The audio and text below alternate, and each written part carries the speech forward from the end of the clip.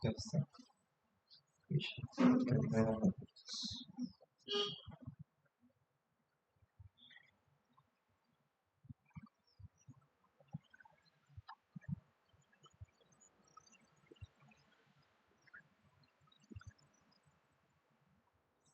¿Qué son las matemáticas? ¿Para qué sirven? ¿Por qué es importante conocer su historia?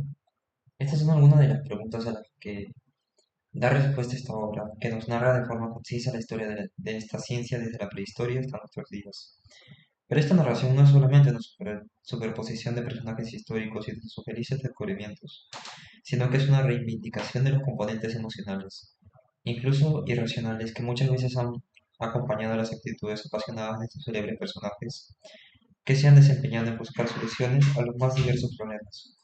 Antonio J. Durán destaca y reivindica con este libro la inmortalidad de las ideas matemáticas por encima de otro tipo de lenguajes. Se recordará a Arquímedes aun cuando Esquilo haya sido olvidado, pues los lenguajes parecen mientras que las ideas matemáticas nunca mueren.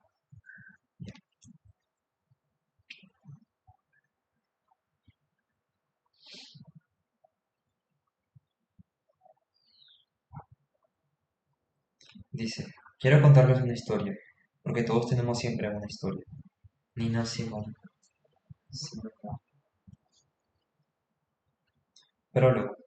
Muy a menudo, en 1976, en el Festival de Jazz de Montreux, Suiza, la cantante y pianista Nina Simone interpretó una versión libre de la canción Stars de Jenny Joplin. Fue una interpretación memorable, profunda e inspirada, que curiosamente comenzó con una regañina que Nina Simone dirigió a una espectadora que no acababa de sentarse. En la canción de Janis Ian, que ya contiene una gran carga emocional y autobiográfica, Simeón introdujo bastantes improvisaciones, sobre todo desde que hacia la mitad de la canción tarareó con un susurro de voz. Pero lo que quiero decir es esto, y siguió. Quiero contarles una historia, porque todos nosotros tenemos una historia. La expresión contar una historia sobrevoló una y otra vez la interpretación de Simeón. Todos tienen una historia, estoy intentando contarles mi historia. Todos nosotros tenemos siempre una historia. Muy emotivo, incluso si tenemos en cuenta que al traducir la letra de la canción al castellano, se pierde el matiz entre estas palabras inglesas, history and history, y es history, el término que cruza una y otra vez la canción de Janis Ian, y todavía hace sentir más su peso en la interpretación de Nina Simone. Vienen a cuento estas reflexiones porque se dan el tono de lo que esta breve historia de las ideas matemáticas pretende ser. No será solo un libro de historia, es su acepción primera del diccionario. En su acepción primera del diccionario de la RAI, narración y exposición de los acontecimientos pasados y dignos de memoria, sean públicos o privados, que coincide con el inglés historia. También lo será de historias en la acepción sexta del diccionario, relación de cualquier aventura o suceso que corresponde con el inglés story. O por precisar más, esas historias serán narraciones sobre algunas de las personas que han hecho matemáticas a lo largo de los últimos 3 milenios. Historias sobre las personas, pero también sobre circunstancias, y naturalmente esas historias se contarán manteniendo en lo posible sus componentes emocionales. Siempre las tienen, aunque no siempre se cuentan. Y es que desde mi punto de vista, las circunstancias emocionales de las personas que han dedicado parte de su vida, o su vida entera en algunos casos, a las matemáticas, son muy necesarias cuando se trata de narrar la historia. Aunque sea breve, las matemáticas, la ciencia lógica y abstracta por antonomasia, que es pues un lector que va a encontrar en las páginas de esta breve crónica de las ideas matemáticas y sus protagonistas. He dividido el libro en 3 partes, en las cuales las dos últimas contienen propiamente una historia de las ideas matemáticas, distribuidas en las diversas áreas que componen las matemáticas y siguen el orden cronológico. O casi, estoy convencido de que las matemáticas son parte de la cultura, por lo que haré un esfuerzo por encuadrarlas adecuadamente en la historia de la humanidad, mostrando la influencia que acontecimientos fundamentales, como la Revolución Francesa o las guerras mundiales del siglo XX, tuvieron sobre ella. Además, claro está de establecer conexiones con otras ciencias, sobre todo la física y áreas de la cultura, como la filosofía o la pintura. He vertebrado la historia tomando el siglo XVII como eje, Antes de ese siglo las matemáticas consistían esencialmente en dos áreas separadas: aritmética, álgebra y geometría. Esta situación cambió en el siglo XVII, cuando la geometría analítica estableció una fuerte conexión entre el álgebra y la geometría, y además nació el cálculo infinitesimal, que luego derivó en el análisis matemático, la tercera de las áreas fundamentales de las matemáticas. Esto produjo cambios sustanciales en las matemáticas que se hicieron en los siglos XVIII y XIX, donde se dio un mensaje muy enriquecedor. El análisis se alió con la geometría analítica para producir la geometría diferencial, por citar solo un ejemplo, hasta que la llegada del siglo XX y la axiomatización de muchas de las estructuras abstractas surgidas en los dos siglos anteriores detuvo y hasta cierto punto revirtió ese mestizaje. Naturalmente, la producción matemática no ha sido uniforme a lo largo de los más de 3000 años que se recorrerán en la segunda y tercera parte de este libro, ni homogénea, ni homogénea su distribución geográfica. Hubo momentos estelares como el protagonizado por los griegos entre los siglos V y II antes de nuestra era, y momentos de profunda decadencia como los vividos en Europa durante buena parte de la Edad Media. Aunque sí es cierto que a partir del siglo XVI ha habido un crecimiento continuado de la producción matemática, lo que explica que la segunda parte de esta obra abarque de las cavernas al siglo XVII y la tercera del siglo XVIII a nuestros días, o casi, porque conforme nos adelantáramos en el siglo XX, la progresiva especialización y abstracción y el incremento exponencial de la producción matemática hacen imposible darle concebida a una historia breve y básica como esta.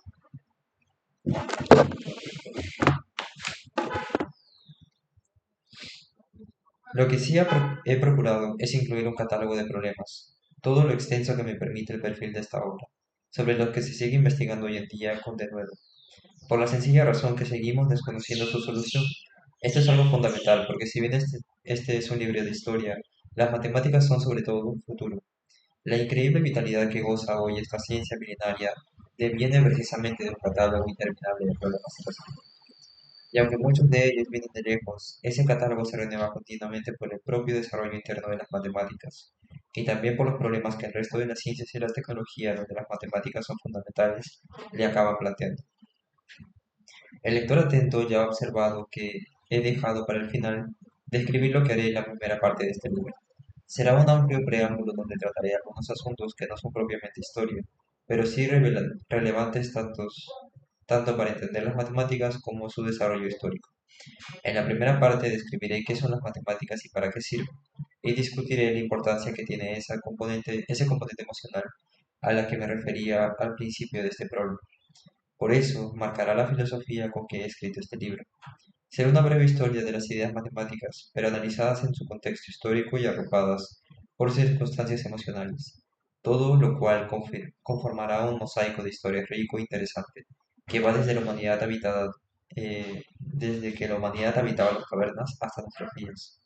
Quiero señalar por último que este libro es tributario de la docena larga que, fruto de mis desvelados por la historia y la divulgación de las matemáticas, en particular de la ciencia en general, he aplicado en las últimas 2 décadas. Además, naturalmente, de lo aprendido en historias generales de las matemáticas y otras ciencias, particulares de alguna de sus áreas o alguno de sus problemas, estudios biográficos, misceláneas, sin olvidar, claro está, el débito que tengo con las fuentes originales, por más que a eso se añada la satisfacción impagable que siempre produce su lectura y su consulta. Parte 1. ¿Qué son las matemáticas y para qué sirven? Siendo muy sintéticos y poco precisos, podemos afirmar que las matemáticas, o al menos lo que se ha venido entendiendo por matemáticas en el mundo occidental desde los últimos 2 milenios y medio, puede definirse como la búsqueda y el descubrimiento de secretos ocultos en sistemas de objetos que responden a un cierto patrón más o menos conocido. Secretos que una vez descubiertos hay que demostrarlos ante un depurado razonamiento lógico. Los sistemas de objetos donde se ocultan secretos de interés matemático pueden ser de lo más variado. Los hay de tipo geométrico como triángulos o círculos o de tipo numérico como los familiares números 0, 1, 2, 3 que usamos para contar, o las fracciones que con ellos podemos formar, o los más complicados que usamos para medir distancias, que incluyen los números irracionales, raíz de 2, raíz de 5 o los trascendentes como pi o el número de Euler. Históricamente estos sistemas geométricos y numéricos fueron los primeros que se consideraron, pero conforme los siglos iban desgranándose, fueron estudiándose otros más complejos y abstractos. He aquí dos ejemplos del tipo de secretos que un matemático busca descubrir en un sistema de objetos que responden a un cierto patrón más o menos conocido. El primer ejemplo es el de mayor soledad histórica de todas las matemáticas, y afecta a un sistema de objetos geométricos, todos los triángulos, uno de cuyos ángulos es recto. Ese es el patrón conocido. El secreto de nuestra cuestión oculto en ese sistema de objetos responde a la pregunta: ¿habrá alguna relación especial entre los lados de cada uno de tales triángulos? La respuesta es que sí, y se la conoce como teorema de Pitágoras. Aunque esa relación ya era conocida por matemáticos babilonios más de 1000 años antes del nacimiento de Pitágoras, lo que establece una antigüedad de al menos 3 milenios y medio para ese resultado matemático. Sobre todo, esto daré más detalles en la sección 1. El segundo ejemplo prometido tiene como ambiente el familiar sistema de los números enteros. El secreto que queremos descubrir consiste en dar con todos los números enteros que son, a la vez, producto de dos o tres enteros consecutivos. Es un problema mucho más reciente. La primera referencia que yo he encontrado es del siglo XX, aunque no descarto que haya sido considerado a lo largo de unos siglos, o incluso decenas de siglos antes. Lo resolvió L. J. Mordell en 1963. El problema me fue propuesto por el profesor Burton Jones, escribió Mordell, quien lo recibió del señor Edgar Emerson. Diré mucho más sobre este problema y otros parecidos en la sección 7.5. Así pues, los matemáticos nos dedicamos a buscar secretos en sistemas de objetos más o menos abstractos. Pero hay algo más, algo que tiene que ver con actitudes de tipo emocional. Habitualmente, esa búsqueda de secretos es apasionada. A veces casi podría calificarse de irracional. La célebre frialdad lógica de las matemáticas solo reside en las demostraciones, pero a menudo brilla por su ausencia la indagación y descubrimiento de los secretos. Esta presencia de lo apasionado en las matemáticas se suele pasar por alto en las historias de esta ciencia, aunque personalmente me parece algo fundamental, porque de un lado lo emocional y lo racional se entrecruzan en las matemáticas de forma a la vez intrincada e intensa, y es precisamente en esa mezcla de lo emocional y lo racional donde se esconde la esencia de la condición humana. La conclusión es que una historia de las matemáticas, aunque sea breve como esta, que atienda adecuadamente los aspectos emocionales, además de los racionales, puede ayudarnos a comprender algo mejor nuestra naturaleza como especie. Si hay un concepto matemático de donde se den cita con especial intensidad esos aspectos emocionales, ese es el infinito. El infinito es como un nido de víboras, y la inteligencia humana le ha costado milenios meter ahí la mano. Para domarlo se han necesitado buenas dosis de pasión, locura, valentía, ciencia y arte. A los aspectos emocionales de las matemáticas y al infinito le dedicaré el primer capítulo de este libro. El segundo capítulo de esta primera parte estará dedicado a mostrar que las matemáticas son más que puro divertimiento. A pesar de que en buena manera consisten en elucubrar con objetos cuyo carácter abstracto los aleja del mundo real que nos rodea, las matemáticas tienen aplicaciones. La dicotomía entre lo puro y lo aplicado ha transitado toda la historia de las matemáticas, a veces de forma un tanto esquizofrénica. Si de la pugna entre el doctor Jekyll y el doctor Hyde se tratara. Una circunstancia especialmente relevante en esta disputa es hasta qué punto la inmensa utilidad de las matemáticas tienen para estudiar la naturaleza es sorprendente. La novela de física Eugene Wigner llegó a calificar esa utilidad. El Nobel de Física Eugene Wigner llegó a calificar esa utilidad de irracional. Otra cuestión que trataré es la del valor estético de las matemáticas, porque a mi entender las matemáticas son un arte con aplicaciones, lo que establece una conexión muy íntima con la parte emocional del ser humano, a la que me refería en unas líneas más arriba, y aumenta el halo irracional que tiene su utilidad para explicar la naturaleza, como si la paleta de colores que usó Van Gogh pudiera explicar el espectro de la luz blanca. Andrés Trapiello escribió: "La poesía es verdad indemostrable. La poesía pretende, según el diccionario, manifestar la belleza o el sentimiento estético por medio de la palabra, en verso o en prosa. Las matemáticas, a fin de cuentas, son verdades demostradas, por lo que su universo no se debe andar demasiado alejado del poético.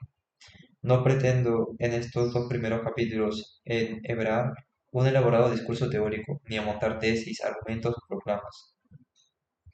El propósito será ilustrar mis razones con un puñado de bien escogidos ejemplos, que en este caso corresponderán con apuntes biográficos de algunos grandes matemáticos. Así, en el primer capítulo competecerán tres de los más grandes matemáticos del último siglo y medio. Cantor, Hardy y Ramanujan, quien en el segundo capítulo lo harán todos de los situados en el podio supremo, Arquímedes y Gauss. Capítulo 1. Prudencia contra pasión. Apolo y Dionisio. No es raro encontrarse con los griegos al comienzo de una historia de las matemáticas, aunque lo habitual es darse de bruces con matemáticos griegos, y no como es el caso de este libro, con dos dioses griegos, Apolo y Dionisio, representante el primero de los comportamientos serenos y prudentes, y Dionisio el segundo de los racionales y apasionados. Pero para responder cabalmente a la pregunta, ¿qué son las matemáticas?, es imprescindible procurar que los lectores reflexionen sobre la prudencia y la pasión, y quizá nada mejor que apelar a la capacidad explicativa y de síntesis que los mitos griegos para iniciar esa reflexión. Apolo, después de Zeus, acaso sea el más importante de todos los dioses griegos, y a pesar de ser con toda probabilidad una incorporación asiática, es el más griego de los dioses, hijos de Zeus y Leto. A Apolo se le consagró el santuario más célebre y celebrado de todos los santuarios griegos, el de Delfos, supuestamente tras matar allí con sus flechas a la monstruo serpiente Pitón. En el santuario se ubicaba el Omphalos, u ombligo del mundo, según cuenta Robert Graves en los mitos griegos. En la época clásica, la música, la poesía, la filosofía, la astronomía, las matemáticas, la medicina y la ciencia se hallaban bajo la dirección de Apolo. Como enemigo de la barbarie defendía la moderación de todas las cosas. Sereno, distante, prudente, Apolo representa el conocimiento contemplativo.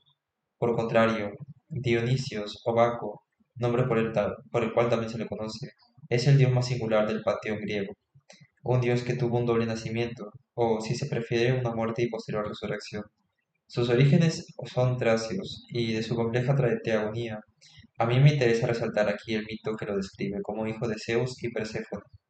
De niño, Dionisios fue raptado por los titanes. Hay distintas versiones sobre el rapto y posteriores acontecimientos, pero todas ellas pintan una cruel y terrible tragedia, con sus rasgos blanqueados con yeso, y los titanes engañan al dios niño con regalos, y lo traen utilizando el reflejo de su rostro infantil en un espejo. Después lo descuartizan y devoran a sus miembros, para cuando son alcanzados por el rayo vengador de Zeus y reducidos a cenizas, solo queda del horrendo festín el corazón de Dionisio, que su padre come para devolverlo hacia la vida, muerte y resurrección, y un corolario, el nacimiento de los humanos, que nos cuenta así Carlos García Gual en su diccionario de mitos. De la ceniza de los fieros titanes nacieron los hombres, con un fondo bestial y titánico, pero también con cierta esquirla dionisiaca, es decir, con un propensio a la ibris, el desenfreno y la violencia, pero con un impulso divino en su alma. La dimensión ritual y mistérica de lo dionisiaco, que late en el origen del mito, contrasta con la de los otros dioses griegos, en especial con la serenidad de Apolo, tomando como punto de partida esas diferencias entre Apolo y Dionisios. Friedrich Nietzsche, 1844-1900, estableció una dicotomía entre lo apolíneo y lo dionisiaco. Lo primero, lo propio del dios Apolo, es lo que tiene mesura y serenidad. Es, como describió Nietzsche, la libertad bajo la ley. Lo segundo, lo propio de Dionisios, es el desenfreno, la embriaguez, lo que desborda la medida y el orden. La prudencia es virtud apolínea, mientras que la pasión es dionisiaca. Bertrand Russell, en su magnífica Historia de la Filosofía Occidental, insistiendo en la dicotomía entre lo apolíneo y lo dionisiaco, escribió: muchas cosas admirables de las obras humanas llevan en sí un elemento de embriaguez mental, no alcohólica, donde la prudencia es barrida por la pasión. Sin el elemento dionisiaco, la vida carecería de interés. Con él es peligrosa. La prudencia contra la pasión. Este conflicto se extiende por toda la historia. Es un conflicto en el cual no debimos tomar parte por uno o por otro bando resueltamente. En esa batalla entre prudencia y pasión, ¿de qué parte caerían las matemáticas? Seguramente son mayoría los que opinan que las matemáticas son la prudencia contra la pasión. En mi opinión, eso está bastante equivocado, pues ese conflicto late también y con muchísima fuerza en el corazón de un matemático, porque para hacer matemáticas hay que mantener un exquisito equilibrio entre prudencia y pasión, lo que es tanto como decir aguantar el desgarro que producen Apolo y Dionisios, tirando cada uno para su lado. Y es que las matemáticas no son sino un equilibrio inestable entre prudencia y pasión, una mezcla sutil de cautela y afición vehemente, un diálogo a media voz hecho con templanza dialéctica y un afecto del ánimo profundamente embriagador y desordenado. Escribía unas páginas más arriba que, en una primera aproximación, las matemáticas pueden definirse como la búsqueda y descubrimiento de secretos ocultos en objetos o sistemas de objetos que responden a un cierto patrón más o menos conocido. Secretos que, una vez descubiertos, hay que demostrar usando la más pura lógica. Explicaré más detalladamente todo esto con un ejemplo, el teorema de Pitágoras, para después analizar cómo la dicotomía entre prudencia y pasión ayudan a entender más cabalmente ese esquema de lo que son las matemáticas. El teorema de Pitágoras es uno de los pocos resultados matemáticos que forman parte de lo que se ha dado en llamar el imaginario colectivo. Esa supuesta colección de enseñanzas, conocimientos y datos que todos o casi todos albergamos de forma común en nuestra memoria. El teorema establece que todo triángulo rectángulo, esto es, uno de sus lados es recto. El lado mayor al cuadrado es igual a la suma de los cuadrados de los otros dos lados, como ya escribí antes. A pesar de llamarse teorema de Pitágoras, esa relación entre los lados de un triángulo rectángulo ya era conocida por matemáticos babilonios más de 1000 años antes del nacimiento de Pitágoras. En efecto, tenemos constancia escrita de que en Mesopotamia, décadas antes de que el rey Hammurabi reinara en Babilonia, había matemáticos que sabían que si los catetos de un triángulo rectángulo miden 3 y 4, entonces su hipotenusa mide 5. Y si estos miden 119 y 120, entonces la hipotenusa mide 169. Y si miden 65 y 42, entonces la hipotenusa mide 97. Pues cabe concluir que los babilonios habían descubierto ese secreto tan bien escondido en un triángulo rectángulo. Ahora bien, a partir de los primeros matemáticos griegos, y Pitágoras fue el más importante de ellos, aunque su figura es más mítica que histórica. Además de descubrir secretos ocultos, el matemático tiene que hacer algo más. Tiene que demostrar la veracidad de ese secreto que dice haber encontrado. Pitágoras y sus seguidores propusieron algo de lo que no se ha encontrado rastro en ninguna civilización anterior a los griegos. Primero afirmaron que la relación entre los catetos y la hipotenusa no solo se da en unos cuantos triángulos rectángulos, sino en todos los triángulos rectángulos que puedan existir. Y segundo, proporcionaron una demostración de ese hecho. Es muy posible que los matemáticos babilonios comprobaran que, en muchos casos concretos de triángulos rectángulos, como los ejemplos anteriores citados, se verifica esa relación entre los catetos y la hipotenusa. Pitágoras, en cambio, se cuestionó si esa propiedad era cierta en todos los triángulos rectángulos. Naturalmente, esto es algo muy ambicioso, y hay además algo pretencioso en plantearse si la propiedad vale o no en todos los triángulos rectángulos, porque es evidente que no se puede dibujar y medir todos los triángulos rectángulos.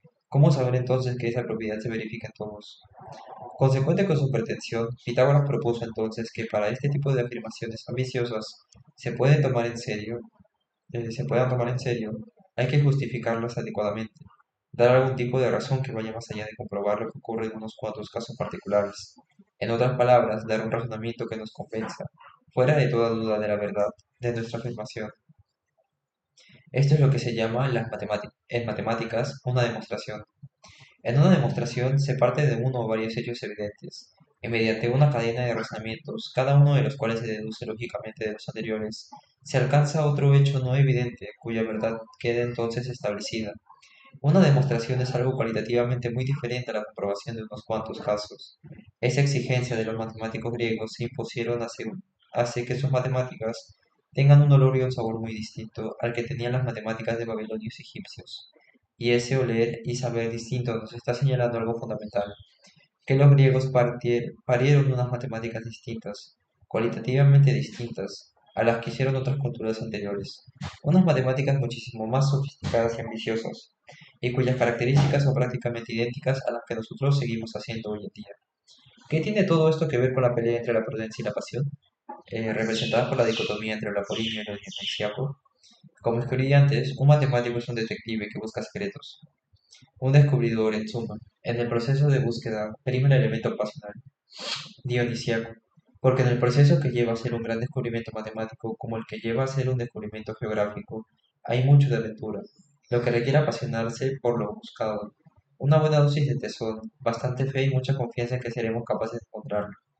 Pasión, fe y confianza, a menudo bastante irracionales. No es raro que también se requieran grandes cantidades de imaginación, sobre todo para descubrir caminos nuevos que nos lleven a observar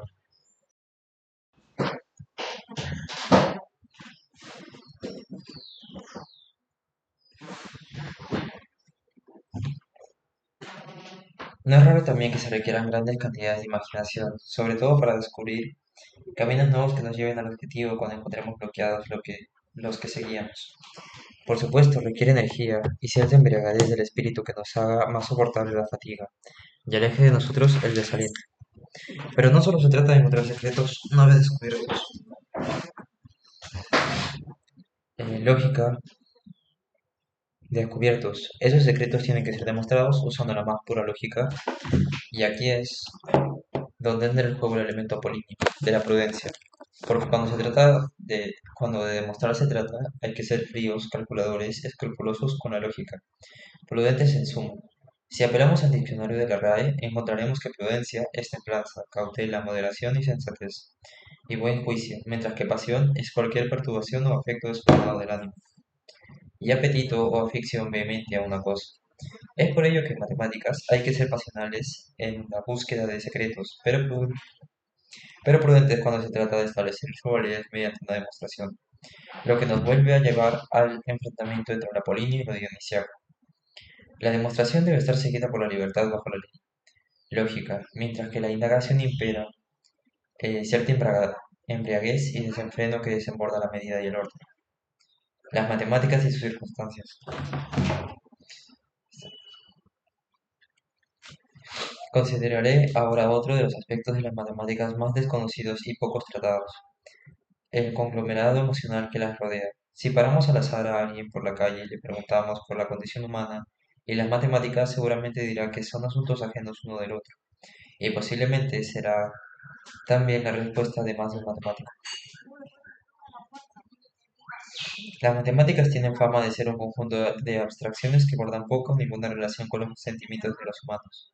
Pero tal y como ya apunté unas páginas antes, las matemáticas y sus circunstancias emocionales son capaces de ayudarnos a revelar lo que somos y por lo tanto sirven también para que los humanos nos podamos comprender mejor y a nosotros mismos. Para profundizar en suma en el conocimiento de la condición humana, ya sé que esto suena raro y que nuestro andante imaginario dirá que como pueden las matemáticas,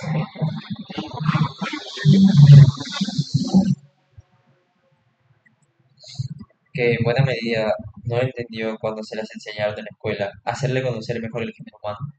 Y seguro que más de un matemático que sí comprende los misterios de su ciencia tampoco alcanzará a ver cómo puede ésta iluminar el pozo oscuro de que es la naturaleza humana. Para los escépticos debo recalcar que esa capacidad iluminadora la poseen las matemáticas, cuando las añadimos sus circunstancias. Por circunstancias de un teorema, por ejemplo, me refiero a los entresijos históricos en que se desenvolvieron el autor o los autores de ese teorema, ya fuera por la persona que lo conjeturó, aquella que lo demostró, o lo refutó, o aquellas otras que intentaron una cosa u otra sin éxito, si alguna hubo. Entiendo que las circunstancias de la matemática son en cierta forma similares a las circunstancias que describió Ortega y Gasset, como compañeras inseparables para entender el yo. Esas circunstancias de las matemáticas tienen mucho que ver con la historia de las matemáticas, pero tal y como yo lo entiendo, son la misma cosa.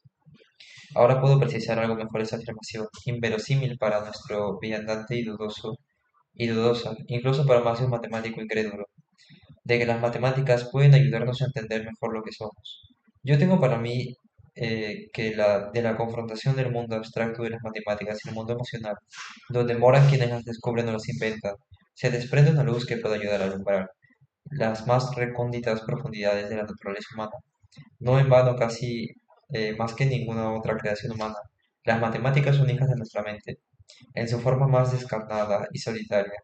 Y no lo olvidamos, es nuestro cerebro lo que nos hace ser lo que somos. Como el lector estará comprobando, ese puente que tienen las matemáticas entre la parte más abstracta y la más emocional del cerebro humano es, en cierta forma, consustancial a la dicotomía ya discutida entre lo apolíneo y lo dionisiaco, o entre prudencia y pasión, como explicaré antes. Este libro no pretende enhebrar un elaborado discurso teórico sobre las matemáticas y su historia, ni amontonar razones, argumentos o proclamas a favor de algunas tesis aquí defendidas. En la manera de lo posible, su propósito será ilustrarlas con un puñado de bien escogidos ejemplos. En su mayor biografías de matemáticos relevantes, que el lector después saque sus propias conclusiones. En el caso de la dicotomía tan fundamental en matemáticas entre la prudencia y la pasión, así como en lo relativo a sus circunstancias emocionales, Hay varios ejemplos de matemáticos de diversas épocas que se pueden tomar como modelo, por diversas razones, una de las cuales es que corresponden a la más cercana historia de las matemáticas del siglo XX. Yo he elegido a J. Harold Hardy, 1877 y 1947, y Srinivasa Ramanujan, 1887 y 1920. Para resaltar la complejidad de la naturaleza humana, tan presente en las circunstancias de las matemáticas, he procurado dotar a los apuntes biográficos de los matemáticos, en particular a los que siguen, de Hardy y Ramanujan, de cierta tensión narrativa, especialmente en momentos de intensidad emocional. Tanta hay en este caso, que la historia sirvió de guión en 2015 de una película británica protagonizada por Dev Patel, Ramanujan y Jeremy Irons, Hardy. A mi modo de ver, la película es algo floja y no refleja ni de cerca la complejidad y profundidad de una historia tan apasionante. Ramanujan y Hardy. En la historia de las matemáticas no escasean los personajes singulares. Los ha habido con una intensa vida emocional, además de científica, rajados otros de parte a parte por las circunstancias históricas, políticas y sociales que les tocó en suerte o en desgracia vivir. Unos, quizás los más, han tirado a eremíticos, mientras que otros, los menos, no han rehuido fiestas ni saraos. De todos los matemáticos de primera fila que ha habido a lo largo de la historia, Ramanujan, eh, Ramanujan ha sido sin duda el más singular, o por ser más preciso, el más inexplicable, precisamente porque él, el elemento apasionado de lo dionisíaco, alcanza proporciones difícilmente imaginables. Uno de sus primeros biógrafos supo condensar en una frase el ímpetu con que transcurrió su vida. Como un meteoro, Srinivasa Ramanujan apareció súbitamente en el firmamento matemático. Cruzó raudo la corta duración de su vida, se consumió y desapareció con igual rapidez. Nacido en 1887 en un pueblo del sur de Madrás, en una familia de brahmines pobres, Ramanujan fue incapaz de obtener siquiera el equivalente al título de bachiller. Y no por tanto por razones económicas, sino porque nunca se le interesó ningún otro estudio que no fueran las matemáticas. Fue un muchacho especial, que cayó bajo el embrujo de los números y logró levantar de la nada un soberbio edificio matemático. Y lo hizo solo, sin la ayuda de nadie, sentado a la puerta de su casa, escribiendo en una pizarra y borrando con el codo. Hasta ese momento, su mayor fuente de conocimiento matemático había sido el singular libro escrito por George S. Carr y publicado en 1880, que consistía en unos 5.000 resultados encadenados uno detrás de otro, resultados que correspondían mayormente a fórmulas, ecuaciones, teoremas agrupados, según las áreas más tradicionales y básicas de las matemáticas: álgebra, geometría, trigonometría, cálculo infinitesimal, etc. El libro no contenía demostraciones, aunque ocasionalmente se indicaba como uno de sus resultados podían ser deducidos de otros. Era en cierta forma un libro anticuado y seguramente inapropiado para aprender matemáticas a finales del siglo XIX, que hoy es conocido únicamente porque fue el que inflamó el apasionamiento romance que Ramanujan mantuvo con las matemáticas a lo largo de su muy corta vida. Cuando los teoremas y fórmulas de Ramanujan empezaron a trascender, la pequeña comunidad científica de Madrás, o Chennai, por usar el nombre actual de la ciudad, fue incapaz de determinar si estaba ante un genio o ante un loco. Comprendiendo que nadie en su entorno más cercano podía entender sus fórmulas, Ramanujan decidió enviarlas a Cambridge, centro entonces de las matemáticas inglesas. Pero ni la primera carta que envió ni la segunda surtieron ningún efecto, porque los catedráticos ingleses a quienes iban destinadas estaban demasiado ocupados para intentar comprender lo que un desconocido oficinista del puerto de Madras les enviaba. La tercera carta cayó en mejores manos, las de J. Harold Hardy.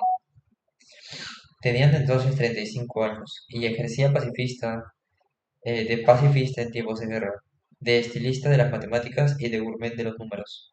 Fue, según su propia estimación, el quinto mejor matemático puro de su tiempo. Lo de establecer rankings era muy del gusto de Hardy, lo que quizá revele un carácter competitivo. En otra ocasión, Hardy elaboró un ranking de habilidad matemática natural, donde el mismo se atribuía 25 puntos sobre 100, mientras que su más estrecho colaborador, John Littlewood, le atribuyó 30, y al alemán David Hilbert, el matemático más ilustre de la época, 80. La máxima puntuación de 100 puntos se lo otorgó a Srinivasa Ramanujan. Hardy se tomó el trabajo de leer la carta de Ramanujan entre sorprendido e incrédulo por lo que allí estaba escrito. Ciertamente la carta más extraordinaria que haya recibido jamás, afirmaría después Hardy. Pero hizo más. Se tomó la molestia de estudiar a fondo lo que el oficinista indio le había enviado, para lo que buscó la ayuda de su colega Littlewood. Y cuando calibró que estaba ante la obra de un genio, removió cielo y tierra hasta que consiguió llevar a Ramanujan a Cambridge, lo que no fue fácil, porque había problemas religiosos que se interponían. Ramanujan, aunque muy pobre, pertenecía a la casta más selecta de la India, la de los brahmines, y un brahmin ortodoxo, y, y un brahmin ortodoxo, y Ramanujan lo era. Tenían prohibido cruzar los mares, algo que se consideraba tan repugnante como comer vaca o casarse con una viuda.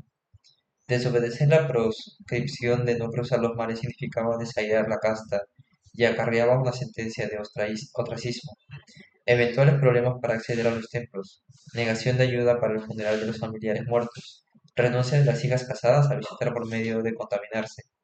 Gandhi, que cruzó los mares para estudiar derecho en Inglaterra décadas antes, vivió una situación parecida y fue excluido de su casta.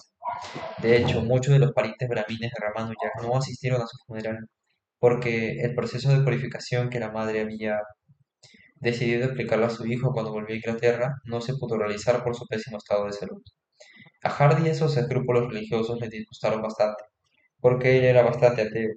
Dejó de creer en Dios siendo estudiante de Trinity College de Cambridge. Consecuente como era, le dijo al decano que no volvería a ir a la capilla, algo obligatorio del college, a lo que el decano respondió que no se podría si a cambio Hardy ponía a sus padres en antecedentes. El decano, por supuesto, Hardy sabía que estos eran muy religiosos y que el ateísmo del hijo les iba a causar dolor. Después de pensarlo mucho, Hardy les escribió, y efectivamente les causó gran dolor. Como alguien dijo, un dolor que a nosotros, más de un siglo y cuarto después, nos es difícil imaginar. Así que Hardy no solo dejó de creer en Dios, sino que a partir de entonces lo consideró su enemigo personal. Algo ciertamente incongruente que provocó más de una anécdota jugosa. Como cuando salía bien abrigado y cargado con un paraguas en las tardes soleadas. No es que Hardy fuera más precavido de la cuenta, es que pensaba que si Dios lo veía pertrechado con un paraguas, no se iba a tomar la molestia de estropear la tarde con lluvia. El problema religioso que impedía a Ramanuja cruzar los mares acabó arreglándose, pero no sin trabajo. La principal guardiana de la ortodoxia religiosa de Ramanujan fue su madre, la formidable Komala Thammal. Ella había hecho que derramado hierro que, en cierta forma, él llegó luego a ser. Tal fue la influencia de buena parte de los gustos del hijo, fueron calcados de los de la madre. Astrología, numerología y naturalmente gastronomía. La semejanza alcanzaba también el parecido físico. Se conservaban tres fotografías de Ramanujan, todas ellas tomadas en Inglaterra, y una en Komala Thammal, eh, y una de Comala normal, suficientes para mostrar que se parecían como dos gotas de agua, tanto en los rasgos como en la complexión. Comala Thammal había hecho también de su hijo un ferviente brahmin, inculcándole amor, respeto, veneración por los dioses preferidos de su casta, repulsión por las castas inferiores y directamente asco por los parias o intocables. Las madres y abuelas lograban inculcar esa repugnancia por los intocables a base de obligar a los niños a realizar una complicada, aburrida y larga sesión de baño cada vez que habían tocado a uno de ellos. Polución, denominada en hinduismo ese contacto, y purificación al baño ritual necesario para revertirlo. En fin, cosas de las religiones. Para facilitar la partida de Ramanujan a Inglaterra, la diosa tutelar de la familia, indujo a Komala Thamala un trance muy vívido, en el que vio a Ramanujan iluminado por un halo y rodeado de sabios europeos, y escuchó que la diosa le ordenaba no interponerse entre su hijo y el propósito de su vida. Para confirmar la visión de su madre, Ramanujan fue en peregrinación a un templo de la diosa situado a 350 kilómetros al suroeste de Madras. Ramanujan estuvo allí 3 días, durmiendo en las escala- escalinatas del templo y contemplando cómo eran exorcizadas un grupo de mujeres. La noche del último día tuvo un sueño en el que recibió, como si fuera un destello, una revelación que le eximía del mandato de no cruzar los mares. Aunque antes de partir para Inglaterra, Ramanujan tuvo que aprender a marchas forzadas costumbres occidentales. Vestir pantalones, camisa, corbata, chaqueta.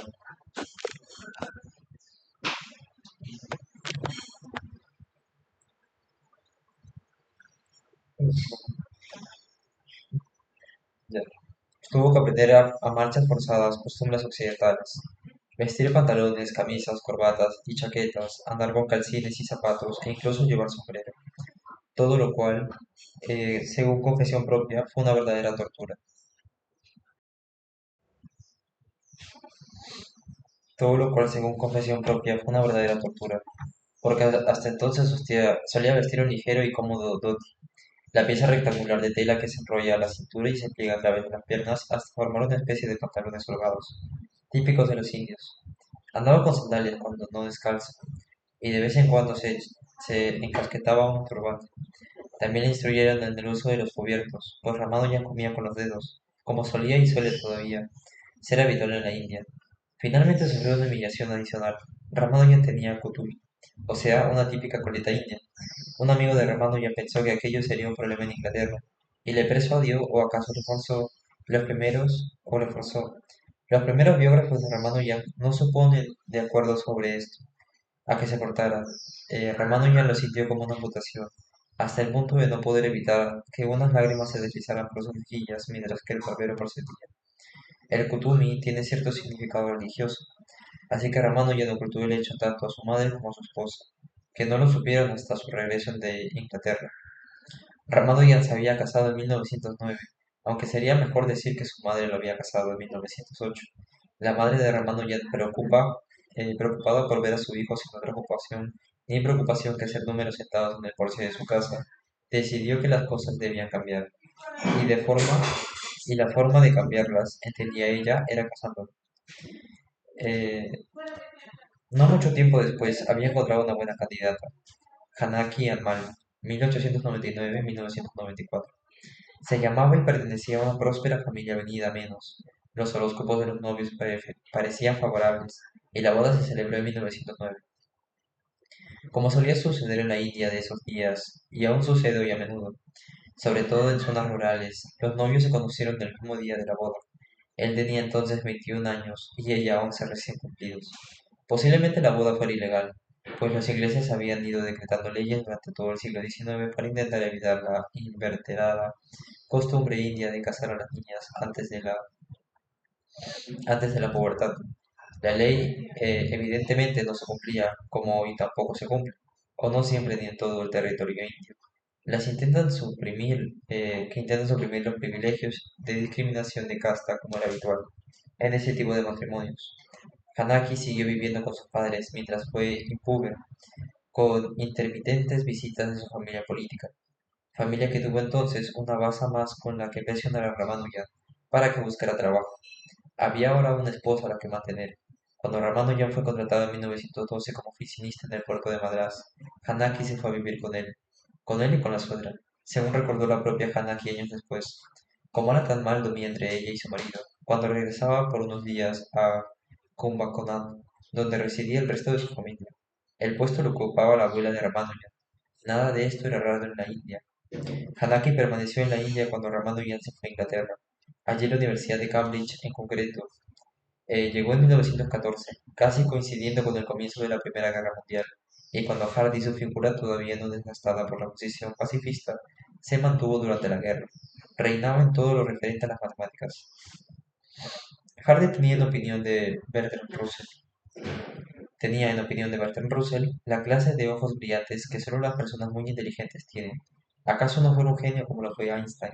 Pero para muchos tuvo una faceta donde lo superó: su capacidad para convertir cualquier trabajo intelectual en una obra de arte, capacidad que dejó bien patente en un librito que escribió 2 años antes de morir, A Mathematician's Apology, en su título, y según Graham Greene es la mejor descripción de lo que significa ser un artista creador.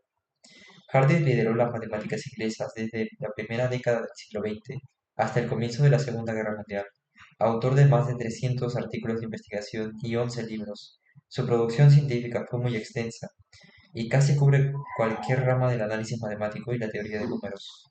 Para él, las matemáticas tenían mucho de competición. Ser el primero en la historia en resolver un problema de reconocida dificultad Su vivencia en matemática fue mayormente estética. Las configuraciones construidas por un matemático, lo mismo que sucede con las de un pintor o un poeta, deben poseer belleza. Escribió en A Mathematician's Apology. La pasión que sintió Hardy por las matemáticas lo consumió al final de su vida. Cuando ya su energía mental no daba para producir matemáticas, acabó deprimido e intentó suicidarse. Hardy recibió una excelente educación de inglesa, primero en el Colegio Surrey, al oeste de Londres, donde sus padres trabajaban como maestros. Después de 13 años obtuvo el primer puesto entre 102 candidatos para estudiar en Winchester, un prestigioso colegio privado, y finalmente ingresó con 19 años en el Trinity College de Cambridge. El college donde dos siglos y pico antes se había formado y había trabajado Isaac Newton. Hardy vivió casi exclusivamente por y para las matemáticas. Tuvo el tipo de frialdad que el imaginario colectivo asocia con el típicamente inglés. Además de un carácter algo histrónico y excéntrico, su odio por los espejos cuando llegaba a un hotel los tapaba con toallas. Le obligaban a afeitarse al tacto, odio que hizo extensivo a algunos aparatos mecánicos. Nunca usó reloj ni estilografía, y tampoco usó el teléfono, salvo en situaciones extremas, y solo para hablar él. Aparte de las matemáticas, su otra gran afición fue el cricket, un juego casi tan arcano como las propias matemáticas. Hardy fue buen amigo de Bertrand Russell, seguidor de sus posturas pacifistas durante la Primera Guerra Mundial, y un leal defensor de la integridad y la universalidad de la hermandad matemática. El ambiente que se vivió en Cambridge durante la Primera Guerra Mundial lo dedicó a cambiar de universidad, aceptando en 1919 una cátedra en Oxford. Vivió en Cambridge volvió a Cambridge 12 años después. Echaba de menos estar en el centro de la matemática inglesa. Entonces, en Cambridge también la seguridad que tenía allí de seguir en su alojamiento de college era una vez jubilado. Hardy permaneció siempre soltero y en los últimos años los pasó cuidado por su hermana Gertrude, a quien había dejado tuerta jugando de niña descuidadosamente con un bate de cricket. El accidente nunca rompió la excelente relación que los hermanos mantuvieron toda su vida. Hardy fue un gran conversador, aunque acaso su aparente sinceridad y gracejo tapara más que mostraba. Como consecuencia, fue amigo de muchos, pero íntimo de muy pocos, como dijo alguien. Hardy perteneció al exclusivo Club de los Apóstoles, una singular hermandad secreta creada en Cambridge, que contó con miembros de gran solera y prestigio intelectual.